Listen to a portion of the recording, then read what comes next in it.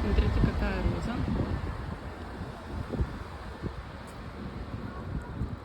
Судя по тому, как она выглядит и как пахнет, это роза Симпати. У меня такая роза росла. Вот такая прелесть. Аромат просто класс.